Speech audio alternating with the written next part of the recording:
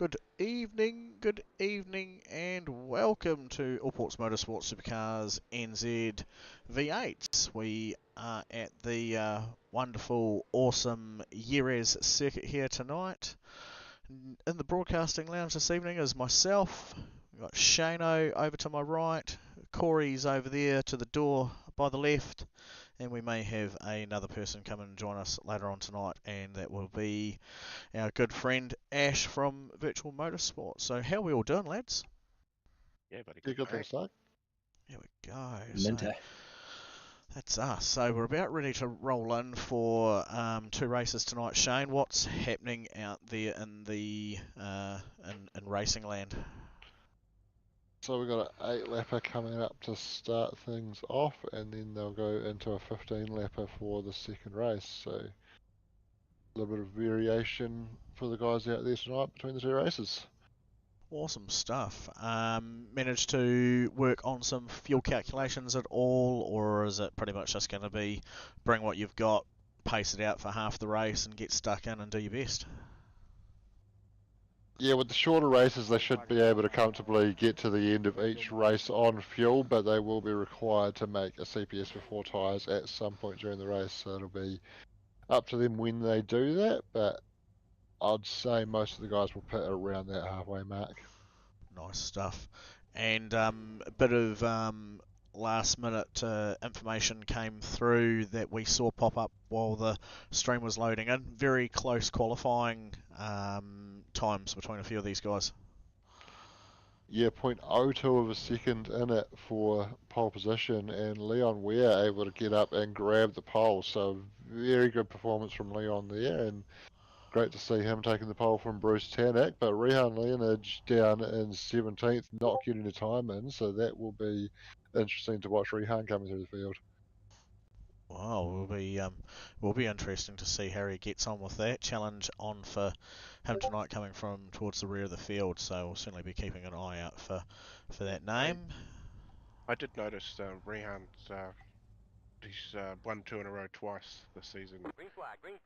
So you'd be looking to get that 3 in a row tonight if he can get a win. Oh, there we go. And yeah, he certainly is a young fella who knows how best to put it down, but getting a pretty shocker of a start there was actually our pole leader Leon Ware, and Bruce Tannock's jumped straight up to the front of that one. Yeah, Leon absolutely lit it up and just dropped back in the pack, and then I think he ended up off track at turn 1 as well, so absolute shocker for Leon.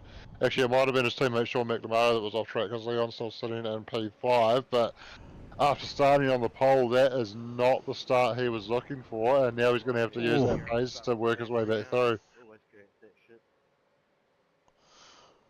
There we go, and the folks at home may capture a wee bit of the driver's audio tonight. I've left that one on, so apologies early on if you hear any unsavouriness. Make sure you're aware, and that the kids are aware of that if you don't want them hearing it. But yeah, I thought we'll just leave that one open for tonight, see how the boys get on with handling themselves. But I think you were right back there with that one, Shane. It did look like it was Mr. McNamara who was trying his best impression of imitating Bruce Tanak D1NZ styles entry into that corner. Well, I don't think he did a very good job of it, considering he was on the grass. They're certainly making their way through. The guys now coming down into the final corner, and you can see the pit lane entry just there above them. So we've got, I think, 17 cars out there on track tonight. Is that about right? Looks like 16 have taken the start. Unfortunately, a few guys joined that haven't been able to race for whatever reason. Yep. Cool. And here we are having a look at the wonderful Mag and Turbo Commodore entry of Bruce Tanak, who was sitting there in second place, got a ripper of a start, and now leads Eamon Young to second place by 1.8 of a second. Eamon's got his hands full at the moment, looking back at another very crafty racer, Mr. Nick Mitchell, MRX.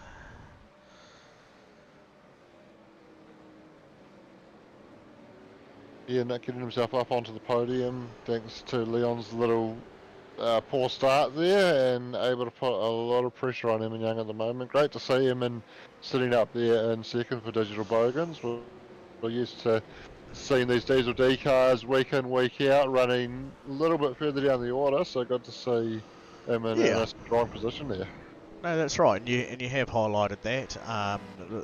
As pretty much I was going to say, where's his teammates sitting down the field, and that's usually him and Tony Lynch following each other around the track. Tony has moved himself up into 8th spot there from 12th. So Nick coming in, getting a really early look at doing a pit stop strategy. He's been followed in by Daniel Nolan. How do you think? What do you think? Might not be too bad here. 6 laps to go at the completion of this one, so not a super long way to try and make those tyres work, and he's obviously decided he's been held up in traffic and he wants to get some fresh tyres on, get some fresh air and see what he can do. There we go, it'll be interesting. So Oh, sounds like Leon's had a bit of a shocker. And I can see Roger Forbert's name timed up in that one as well. So having a look at what has happened here in slow-mo, we've got, looks like Roger Forbert and Leon Ware, and Leon just getting it a touch wrong, and he's escorted himself off to the side to redress that incident there. Okay. Yeah, and certainly something that we haven't really seen a lot of in the past from Div 1 Championship. Yeah, very gentlemanly thing to do, Leon. Commend you on that. Yeah, and that is what we like our drivers to do. If they recognise that they've taken someone out in error, because mistakes do happen from time to time. Yeah, we like to see that when those mistakes happen, that the guys are man enough to accept that they've messed up and redress the position on track. Yeah, so that's pushed Leon now down to 11th from obviously his P1 qualifying position. So he'll certainly be really kicking himself over that. Balaki getting a bit of a slow run there. I don't know if he was held up or whether he had to slow down to kill, but we've got a couple of guys getting the pit entrance completely wrong. So Simon was all sideways, looked like he'd had a bump in with possibly Shane McLeod, and Daniel, the son, has come into the pits there as well. Nick actually coming back into the pits. Oh, I wonder if he got a speeding penalty on exit. Does appear to be just circulating a drive-through, not peeling in to stop on that one. Very unlucky. He has, so that's pretty much puts Nick right out of contention for this first race. Couple of guys behind him still yet to pit, but if we have a look back up the order a little bit, I'm going to bring up this man here on screen.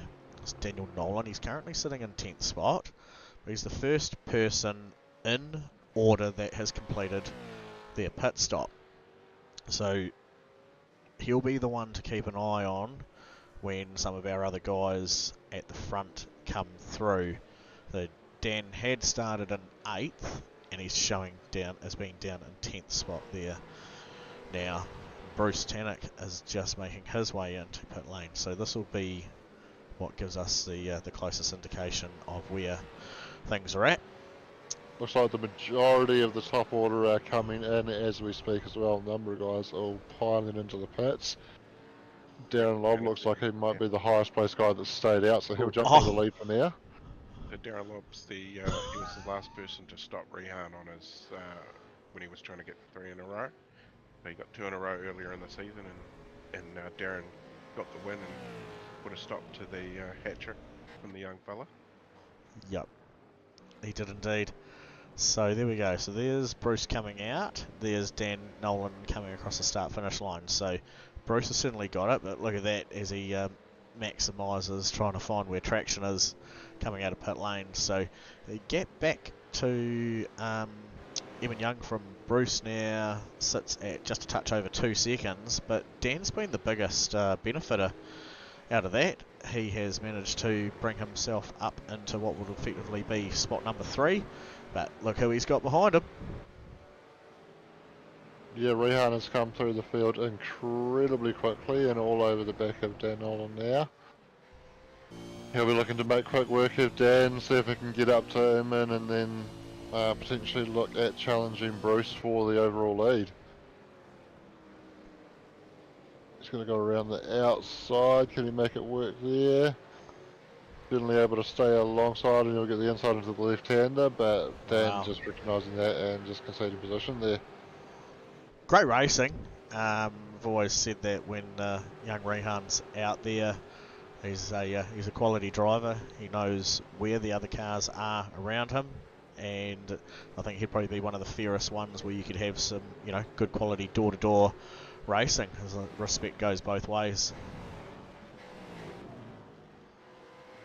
Yeah, for sure. There's good respect between the two of them there. Dan chose to defend the inside line, and Rehan saw his opportunity to get alongside on the outside, and yeah, both guys give him plenty of space, and Rehan able to get the job done. As Sean McNamara is just going to slip up the inside of Dan as he got a little bit loose on entrance to the final corner there, but Dan's going to have the inside for turn 1. Sean's perceived that early and actually got out of it, because it's a very tight corner, that one. It's not one where you really want to be approaching turn 1 on the inside line, so Mac backing out of it enough to get a good run through, and you saw how that worked for Dan. Dan was still trying to break and turn through the corner where Macca was ready to punch it out the other side, and just gave him a wee reminder that he was just right there behind him, kiss on the bumper. Not quite to the level of where he said, see you Mac you later, or Mac the tap you out there back door, and all those other Macatap related nicknames that he's had in the past. Yeah, it was just a little bit of a bump. Probably wasn't even enough to unsettle the car, but just enough to let him know that he's there, and still managed to get the momentum to get down the inside on the run between turns 1 and 2 there and get the job done at turn 2. Yeah, and I mean, if you were Dan and you've been in that situation and you've got a guy like McNamara behind you and you know his reputation, I mean, just to feel that touch on the rear bump would be enough to make cold shits go up your backside, wouldn't it? Oh, for sure. Meanwhile, Rehan is all over the back of Eamon now. And he's going to look to fire it down the inside at the final corner, and Quality. Very well done. Quality driving. I don't think he'll have enough mustard in him to be able to go and claw back 7.5 seconds, which is the gap ahead to Mr. Bruce Tannock there. But what it does do is put 2 of our probably most talked about contenders from a few seasons ago right there on the front line for the second race. Yeah, for sure. Obviously, 7.5 seconds. Bruce has been able to stretch that lead out too. So within the last couple of laps, that will be a bridge too far for Rehan, you would assume. Of course, it's not over till the fat lady sings, and Bruce has still got to keep it clean for the last couple of laps. But that's it. And if Laseth, if you're by any chance watching the stream, or you're nearby Rehan, it might be time now to mosey on out there and give him the old Woosa rub the earlobe treatment, because he's probably got somewhat slightly cheeky, devilish thoughts going through his head right now, thinking about race 2 coming up. Wouldn't you, Shane? Oh, 100%. There we go. And also name moving himself up through from the rear of the field and done a pretty mighty fine job of it there is Darren Lobb. He's come from position 20 up to P6, so that'll be the next name to keep an eye out coming into the second race of the evening, as long as he doesn't do too much more of that. He well and truly had that tyre hooked in through the groove of that ripple strip, didn't he? I'll take your word for it, because I was actually looking at my screen rather than what you're showing, so... And just for confirmation, Laz is watching, because we have the laughing crying emoji there on the live chat, and quote Laz's word, he's a lot calmer than me. So Laz, grab your earlobes, a woo-sa. Either that or go and crack another triple X, so 4X gold there, mate. Having seen So- videos of Rehan racing, I do believe that he's probably calmer. It's one of those things like you hear of a young fella like that and you see how he races and what he gets up to. I'd love to see one of those, like a cheeky wee pick of Laz catching him at one of those moments where he gets a wee bit frustrated and gives the old steering wheel a bit of a tap on top or a punch or something where he's a bit frustrated. That would almost be like media gold right there. Oh, it would, wouldn't it? Bit of misfits action going on with some SDI in behind. Leon Yes. Ware trying to move back up through the field while Peter Vanderberg and Roger Forbert go at it. As indeed. Yep, I see Roger's got himself back into that position just ahead of Bruce Leon's. coming out of the final corner now. Nice. There he goes, across the finish line. Very cool. And no, 7.5 was a bit too much, but there he is. Rehan 6.8 behind, and he managed to push out that gap over Eamon Young to 4 seconds there in the end. So nice podium.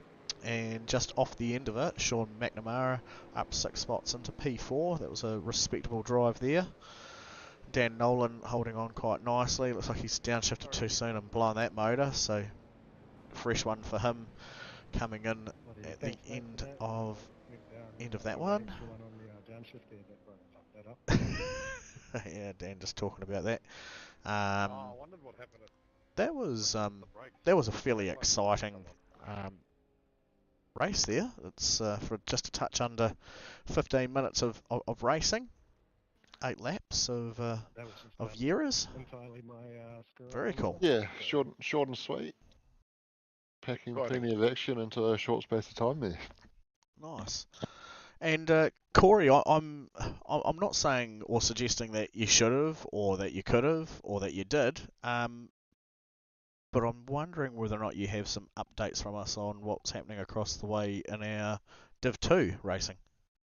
I haven't actually. Very slack of me tonight. I can though give you some information on Div 2. I'm not suggesting that you need to or that you should or not. But as the man bestowed with the wand of Pit Lane Warrior, some job values just need to be upheld. So yeah, crack on.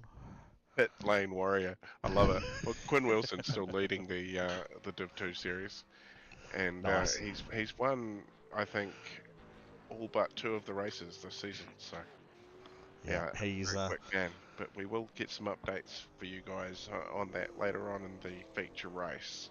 nice. Thank you for that. Yeah, certainly a cool bit of fun racing. What it's done with that slightly short, well, I would say short because it seems like it was done and dusted in half a heartbeat. 8-lap race. It gives us a wee bit of time to talk about Saturday and what we've got coming up, and some bits and pieces that people at home probably need to be aware of that they can participate in before Saturday as well. So, Corey, give us the 411 on what is taking place on Saturday. The 411. Well, Saturday, the Enduro for Mental Health 2023 will take place. We'll be raising funds for the Rise Above Charitable Trust, which is run by a wicked fella called Richie Hardcore. Yeah. And if you've seen on Virtual Motorsport Facebook page today, there was a chat that's gone live with Richie and Ash, who wasn't here before but seems to have disappeared. Very easily done when you're trying to organise a race and getting everybody in the right place. Yeah. But yeah, so we raised some money for Richie last year, and he put that money to good use, and his charitable trust has started to take good shape. So there's a fairly good chat with Ash and Richie if you want to see that on our Facebook page. Certainly yeah, worthwhile going and doing that. It gives a very good overview of what Richie's foundation is and the impact that he's that he's had and now continues to have. Yeah, and the chance to, well, we're going to have the chance to hang with him on race days coming down to Timaru to House of Sports Simulation and the Yeah. Royal Arcade down there in Timaru, right in the city centre. So we're going to be having a bit of fun with the simulators in there during the day on Saturday. And there's also a driving range in there, so we might do digital driving range thing. We have a Wicked. longest drive competition or something going. We'll figure that out on the day. Oh, wicked. And you were thinking about doing a bit of a marble run there at one point or something similar where people can go and buy like a ping pong balled number thing to be able to go into the chance to win some prizes on the day as well. There's a bit of those sort of things happening, isn't there? Yeah, so we've got a raffle going at the moment to win a Jinx shifter. Oh, I think I Um, have some info on that one. Oh yes, I have it saved here as Doug's prize. there we go. Yeah, so that's the actual shifter. So it's got the upgraded gear knob, and in black, being we're very Kiwi here, so Yep. black is very fitting, and it's also slimming. It's a colour that complements any design of simulator rig to wall stands through to glove box compartments where you want to pretend that your Mazda Demio is a high performance V8 supercar. Yeah, yeah. So yeah, so to win that, there's a link sort of floating around everywhere that they seem to be anyway. So just over half of the tickets are sold. So get into it, So $20 a ticket, and yeah, cool. Yep. yeah, so it's all in there. There's a link. You follow the link and just follow the instructions. Add your name, your phone number, so we can give you a call when we do the live draw. Very, very cool. So, yep, I've got to go and I'm going to purchase my ticket tomorrow for that. I mean tickets, as Ash would be twisting my arm to do for a ticket each at $20, and to be going forward for a great charity is one thing, but to be in to win a $1,400 shifter, as you can see there on screen, would be a monumental prize to have out there. I know Shane's got his hot little hands on a ticket number there at home. He doesn't have to share it because it's like the old chicken breast lucky dip thing. Yeah, that's But right. I'm in the draw. You got to be in it to win it. And as Ash was talking to us before, a lot better chances of walking away and winning this when you consider there's only 100 tickets for sale, compared to winning Lotto. I don't even think at $20 for 100 tickets, you probably might not even have the chance to win $1,400 on an instant Kiwi Scratchy these days. Yeah, that's definitely better odds than Lotto for sure. And we've got a good field too. So we're currently sitting at 20 cars on the grid. So give me Nice. 5 or 6 more, and I'll be laughing. Be happy as. Get Great. amongst it, guys. 100%. And here we Lots go, coming Shane. up. Getting ready to go. Bruce on pole, Rihan alongside and slightly behind. Who gets the start? Looks like it's Bruce controlling it at the moment. Rihan getting away reasonably clean. Him probably looking more in his mirrors at the moment.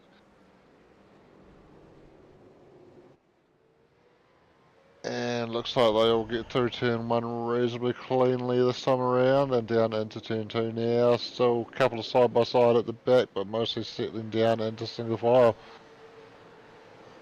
We've had a little bit of early drama. Shane McLeod jumped to the pit, so maybe he wasn't on. He's had a bit of gear failure or something, so a bit unfortunate that took place. And the other thing that I noticed as well, Darren Lobb starting from towards the rear of the field started from P15, even though he was well up inside the top 10. Yeah, that's an interesting one.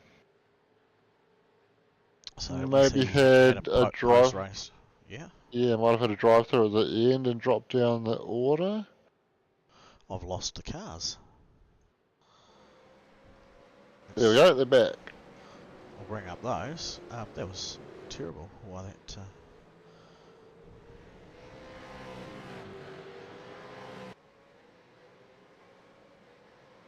So I can confirm Darren was officially classified as finishing 15th in race 1. Not sure why at this stage.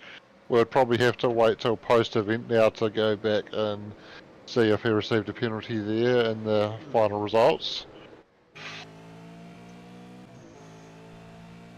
Oh, there we go. Oh, what I'll do is, while we're sitting out looking through the front windscreen there of Rehan's car towards the back of Bruce, you can see that the guys have got 15 laps of racing ahead of them. They're just into their second lap now.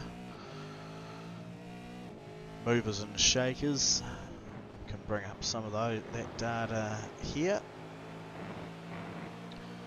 That might give us a little bit of something to talk about shortly. Yep, Leon will be happy he's actually gained spots this race after having a bit of a shocker there in race 1 and dropping right down the pack. Yeah. Yes, Leon will be happy with that. It was just quite interesting. Sorry, I was just slightly sidetracked there for a minute there, Corey. Sorry, I was just watching how Rehan is approaching the start of this race. He backed out of the gas really early on that towards the end of that straightaway. Lifted right off. No write-offs on the other split. Sorry. I wouldn't have apologised. That was probably the that's now actually the comment of the night to beat. Well done, Shana. Yeah, no, that was pretty good, Shane. Well, I suppose that gives you a bit of an idea of why Rehan there is dancing his car the way he is there before. Slightly heavier car and just still trying to build that temp in. You can see as he came into, out of the last corner there, coming up to the start-finish line. Already the rear of the car is wanting to over-rotate in the other direction, which is certainly not a hard thing to do in these cars when you're putting them on their absolute maximum. But through that low speed exchange, to see the rear of the car walk around a bit would still suggest there's still a bit of heat left to blend into that one before leaning on it too much more. Bit of a feint this time. He's caught Bruce out, he loses the rears and runs wide and just opens the door for Rehan. So that's why you do those little half shows of the nose. Remind the guy you're there, move around in the mirrors, and it does distract the guy and put pressure on him and force those little mistakes that we've seen there. So that's what it's all about, that racecraft, to try and push the other guy into a mistake and get the opportunity without even having to send it. Yeah, well, there we go. So that's Rehan through for the win for this race. So we'll go and touch base and see what the rest of the guys are up to now. Because there's a whole pile of racing happening down here in the field. This is position 6, Tony Lynch, with Darren Lobb in behind him as Tony Lynch running out. Oh my gosh! Someone's Mustang's dropping oil on the track, and I'm going to blame Darren for that one. I was just assuming we were running the rallycross format tonight, as there's dramas down at the hairpin and MRX car going around. I'm going to have a... That was Nick. I don't actually really know what happened there, but there was a few guys off the track, so let's have a squiz and see if we can work out what actually happened all over there. We've got Simon Heddershide off track.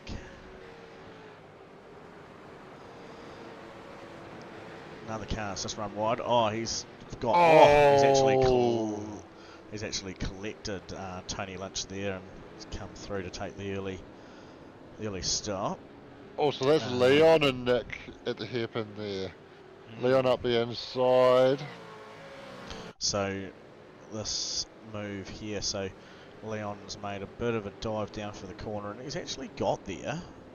It's a hard angle to see, so I'm going to click on that and then I'm going to try and get to... it's not going to work because I can't find where it's hiding. So one more time, because I know where it is now.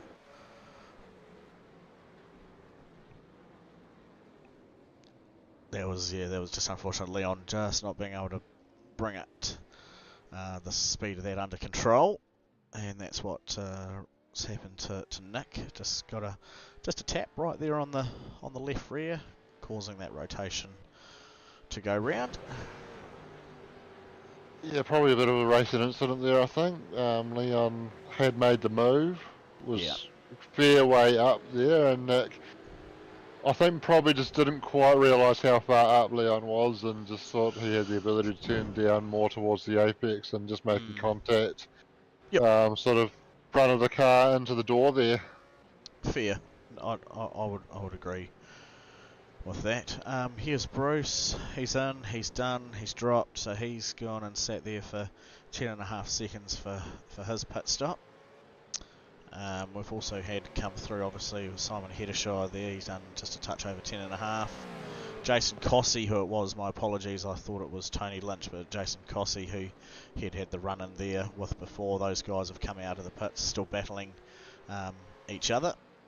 So it's a good bit of thing. Shane McLeod back in for his second pit stop. I don't believe he's had an issue in Toad. Not that I can see. So bit of drama there. It was Shane that showed up as having towed to the pits on the grid. Yes, earlier on, but then it looked like he had departed again. So wonder if he managed to clean that up. This is probably his pit stop. Certainly a lengthy one. Right. Currently. Yes. There was a move there, Roger Forbert on Tony Lynch for position 7, and we have here Leon's move on Mr. Daniel Heddershire for position 8. So Daniel just getting a late minute brake lock there before the turn-in. Just wasn't going to give him the positive amount of grip that he needed for then, and that's allowed Leon to walk up the inside of him there.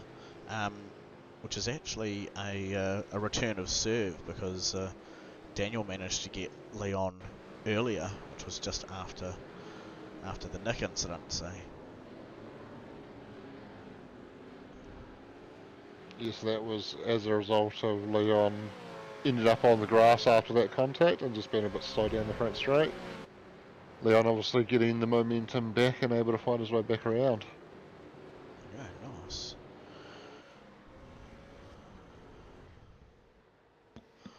Still on that one there. So this is towards the back of the pack. So there's Simon Heddershire there, fully floored United vehicle, doing his best to hold off Jason Cossey just behind him, whereas his son is currently a few positions ahead, holding off Peter Vanderberg. I don't know which two of those family members I'd rather be at the moment, because both of those guys are some serious peddlers and know how to do their thing. I think I'd rather be the one that's further up the field. You want to be this guy? Absolutely. I saw an advertisement the other day, just before Halloween. It was a picture of a Pepsi can, and it had the a Coca-Cola cape on around its quote over its shoulders, little fangs to represent like it was trying to be Dracula. Yeah, I remember seeing that. And yeah, it said something about don't worry, it's only Halloween.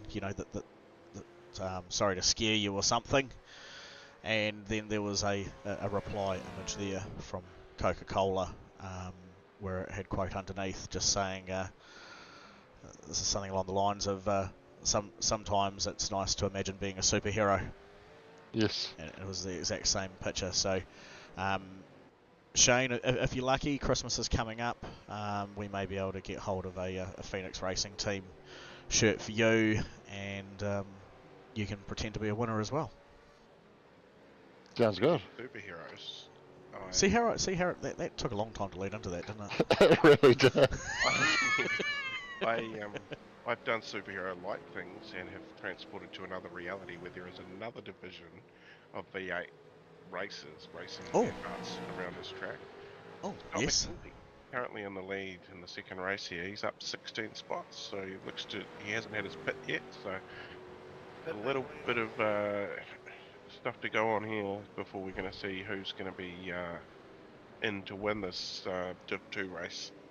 Wow. I had all this to say, and then I realised I hadn't pitted. But up 16, and Jonathan Turner's up 18. Okay, nice. At 22 cars on track here, Div 2. It's good, and hearing earlier on from inside the race channel before, it sounded like the times were not too far dissimilar from Div 2 to Div 1, and it would have almost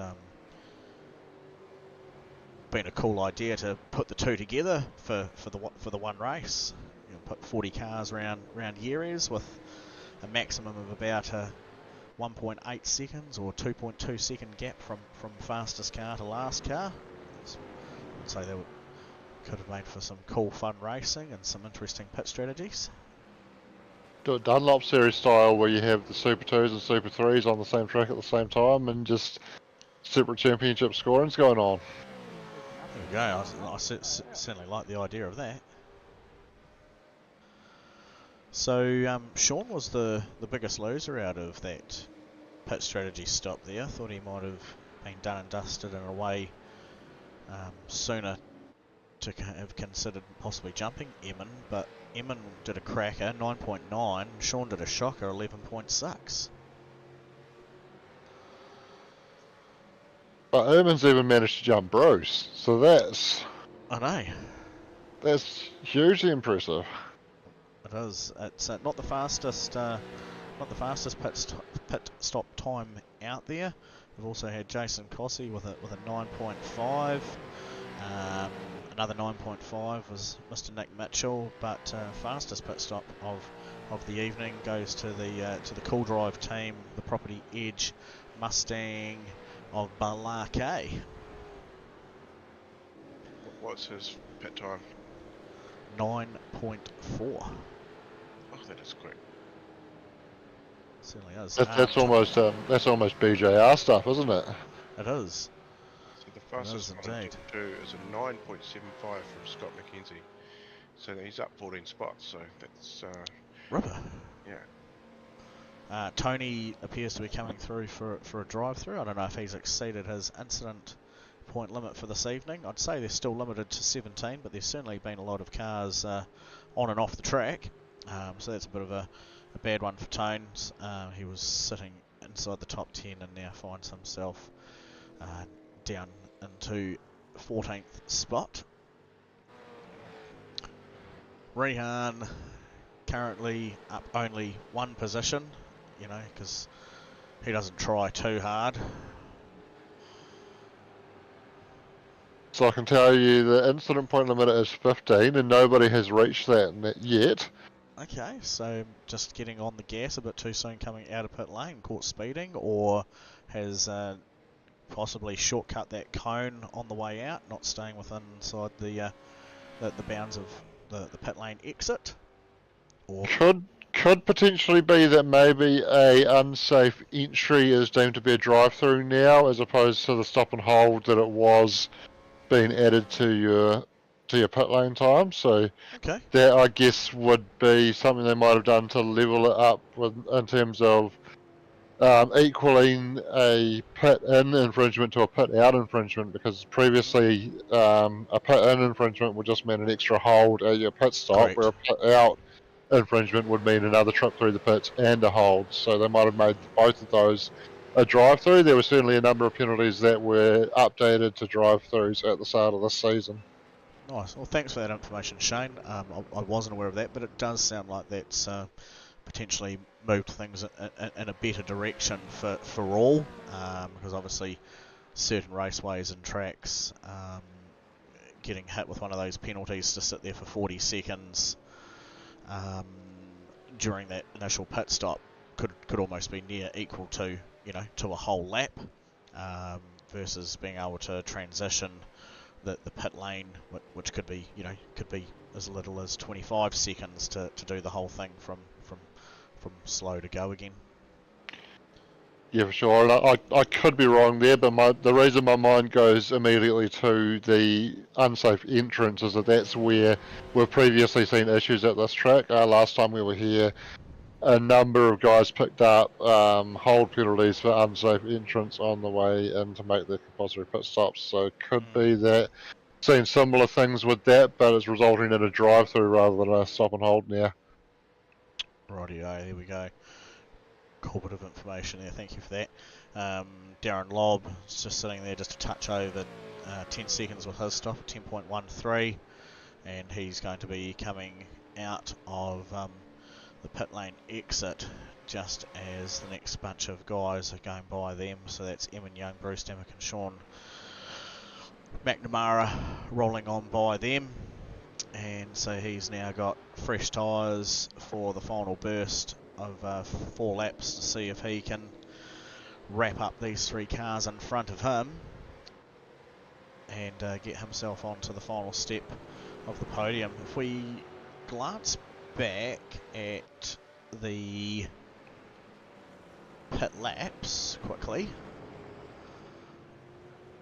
So I was just looking at that information myself because Bruce is coming under a lot of pressure from Sean McNamara, where we're normally used to seeing Bruce having plenty of pace, but look how early Bruce pitted, and I wonder if he's just taking too much out of his tyres. As Darren Love finds his way around Sean, and he's going to be almost looking to get around Bruce in the same movement, but yeah, I think potentially Bruce has just asked too much of this set of tyres, and he's struggling a little bit out there at the moment. Yeah, and I mean, you can see just the way even Darren's able to position the car on totally different parts of the track where Bruce is running that traditional line, and Darren only just having come out of the pits, he's already rounded up Sean by offering that nose early. Sean allowed that pass to take place. I'm imagining he'll be wanting to try and sit fairly close to Darren when he makes his move on Bruce, and seeing if he can slink on by while Bruce is potentially forced just a little bit outside of the normal racing line. It's going to be pretty gamey having a look down in here. Bruce just hasn't got enough to consider a look in on that one. Oh, and Sean's gone deep, found the gravel, and that's cost him heaps of time. That's a shame, because he would have been wanting to try and be all over the back of Bruce while he's just suffering a little bit of momentum having considered that position. But unfortunately, Sean not able to take advantage from that and having to make up some ground again now as Darren just glides down the inside of him and Young to move into P2. There we go. So fairly similar sort of exchange to what we saw Rehan with Bruce in the previous race. We've now got Darren Rehan coming up into these final few laps. So I doubt Darren's going to have enough to make back too much of time against the 9.6 seconds Rehan's got ahead of him, but there's certainly some cool strategy from Daz and a nice pit stop, and he's done a very good job of getting by those 3 cars, and look at that, he's worked himself up onto P2 there for the podium with 3 laps to go. Still tight here between Bruce and Eamon. There's a potential if Bruce doesn't hound it too much that he might be able to have enough to make a move. Oh, bit of a touch. And he had lifted there to come back out of it. Eamon did a great job hanging on to the rear of that car. It has allowed Sean McNamara to close back in onto this. So Sean and Eamon obviously having come out of the pits at the same time on lap 7, they're pretty much going to be at maximum of their tyres, but you can see the detrimental effect it's had on Bruce just not being able to get those tyres just to sustain grip coming into that braking point for that potential move.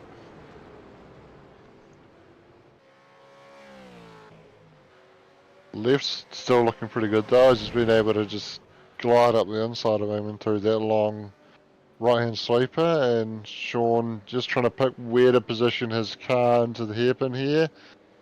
He's going to look to get underneath him and down there, but he's got the outside, so he's going to have to slot in. Great bit of racing taking place here between these guys. Yeah, it's really the race for the podium, isn't it? Just to get that third spot. Three of them racing pretty hard together and clean.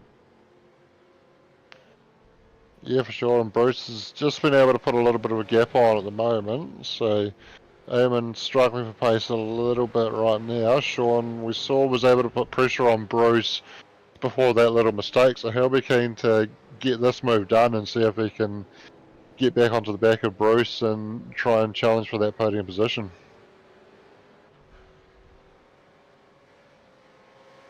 Not a lot of time left though, just 2 laps remaining.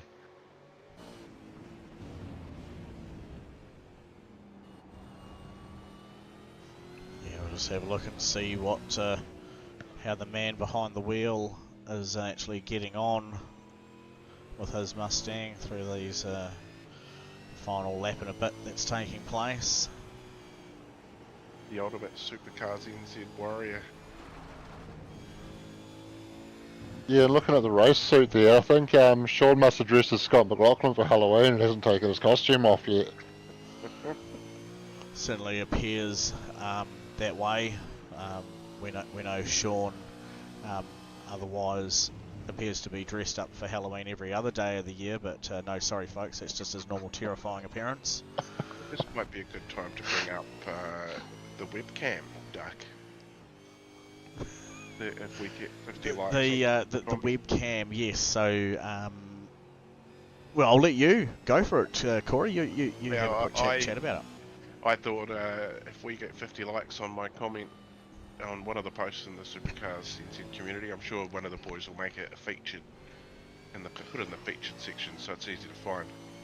And you get in there and there's a comment, and I said if it gets 50 likes, I'll buy a webcam for Macca. And he's racing on Saturday, and we'll get him to run the webcam. If he doesn't want to put it on his face, I suggested we could, get some extra viewers that maybe have a bit of a foot fetish. We could just point it down at the pedals with, a bit of barefoot Sean. Yeah. So yeah, that would be, a bit of a free webcam for Macca to point at his feet or his face or something. PG So. rate. Your wish was my command.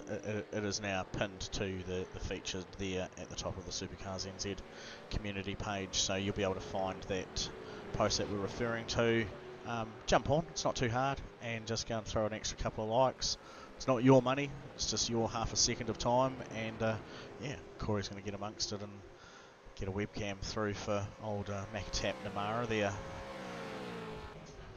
That'll be so we can run a Zoom call on Saturday, and it's a tool which hopefully you guys will be able to utilise after the weekend as well. Yeah, it was a nice wee quick hot run through that this evening.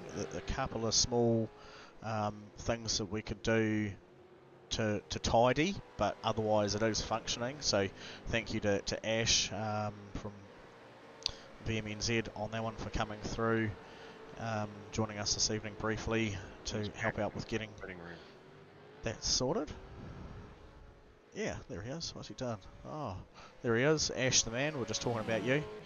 Oh, well, yeah, I heard that. Foot cam. Yep, foot cam.